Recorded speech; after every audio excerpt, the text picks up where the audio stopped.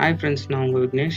இன்றைக்கி என்ன கான்செப்ட்னு பார்த்தீங்கன்னா வச்சுங்களேன், சைல்டு டொமைன் கண்ட்ரோல் எப்படி கான்ஃபிக் பண்ணுறதுன்றது தான் கான்செப்ட்டு. சரிங்களா? இப்போது CDC child domain controller plus RDC root domain controller 2 இருக்குது.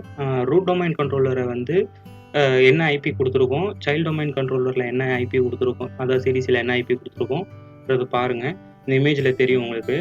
10.0.0.1ன்றது வந்து ரூட் டொமைன் கண்ட்ரோலோட ஐபி. ப்ரிஃபர்டு டிஎன்எஸாகவும் அதுதான் கொடுக்கணும். சைல்டு டொமைன் கண்ட்ரோலரில் வந்து அதனுடைய ஐபி 10.0.0.3ன்னு கொடுத்துருக்கேன். ப்ரிஃபர்டு டிஎன்எஸில் அது தனி டொமைனுன்றதுனால அதே ஐபி தான் ப்ரிஃபர்டு டிஎன்எஸ்லையும் கொடுக்கணும். ஆல்டர்னேட் டிஎன்எஸில் வந்து இப்போது நம்ம ஆர்டிசியோட ஐபியை தான் வந்து ஆல்டர்னேட் டிஎன்எஸில் கொடுக்கணும். ஓகேங்களா?